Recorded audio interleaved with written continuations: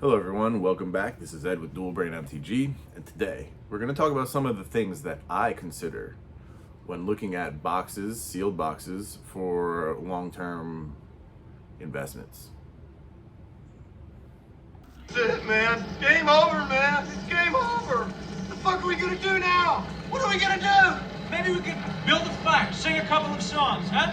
Why don't we try that? Okay, so we're going to start with newer boxes. Some of the things to consider for newer boxes as to whether they're good investments or not. I mean, none of this is financial advice. When you're talking about cardboard as an investment, it's never good, but we can hope, right? So one of the things I look at, does the set have a box topper?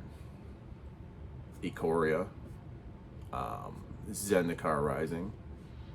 These sets have a leg up on Kaldheim, Theros Beyond Death. Part of the reason why is because of the box topper. Another reason is like added like a cross flavor. Like people like Dungeons and Dragons, and that's kind of that's one of the few things saving this AFR from just being total, dumpster fire. Freaking this, we got Godzilla IP. We were supposed to have Harry Potter, but you know what I mean. So that type of flavor matters too. So, okay. Another thing to consider now is like first times, right? The first etch foils, those are in Commander Legends. That's pretty crazy, okay? Another thing to consider, Lotto Cards. Now, I'm not just talking about Neon Ink. That's a true Lotto card, right? I'm talking about Jewel Lotus foil extended art right here.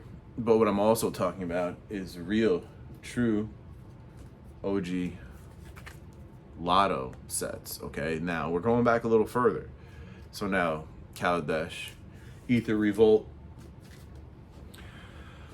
Battle for Zendikar, Oath of the Gatewatch, Hour of Devastation, and a Monkhet.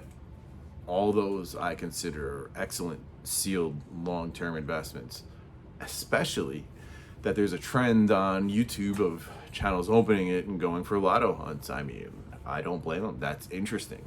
So basically a lot of interesting stuff. Interesting stuff makes for a good set. Not just interesting stuff, but like implementation of it. You know what I mean? So another thing we can talk about is like odd stuff, like the War, the Spark, anime Planeswalkers, and the Japanese packs. Or, okay, let's go a little bit further back. You got Cons of Takir fetches in Fate Reforged, right? That's pretty strange. That's different, You got the whole set of Fate Reforged, but then you can get some freaking fetch lands. That's crazy. Let's talk about Zendikar, the original Zendikar, okay? What was it called? Priceless Treasures. Wizards bought all these old reserveless cards, including Lotuses, a lot of duels, moxes, and they put them in randomly. Kind of crazy.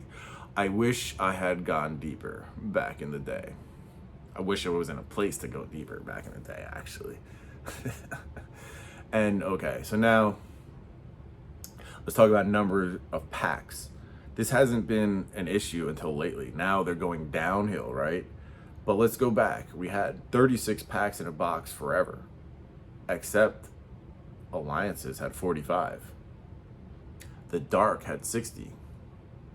So I don't know, you get more rares. Maybe it's a little bit denser of value in those sets. Just something to consider, right? Another major thing back in the day was foils, OG foils. That's something that Legacy and Destiny have, Urza's Legacy, Urza's Destiny have over Urza's Saga. They have foils. Okay, they wouldn't be able to compete with the Cradle and some of those other cards in Saga if they didn't have those foils. Now, reserve list cards is also a box to tick, right? But there's reserve lists, and then there's double checking and having good reserve lists. Like you can have Fallen Empire sealed product, or you can have Tempest sealed product, you know? Like, I don't know, there's a lot of things to consider when it comes to sealed boxes and the current prices and whether or not you want to get into them. There's like a whole checklist of boxes you can freaking check off and see if it's for you. Catch my drift? Anyway, there's some things that are going to matter more than others over time. And if you're going to buy some of these old boxes, please consider using my TCG Player affiliate link. It is free to use and helps out a lot. Thank you for all those people that have. You want to be in on some old school box breaks, maybe alliances. Definitely check out my Patreon. We got that coming up. And otherwise, please like, subscribe, comment, all the fun things. Take care. Have a good one. Peace.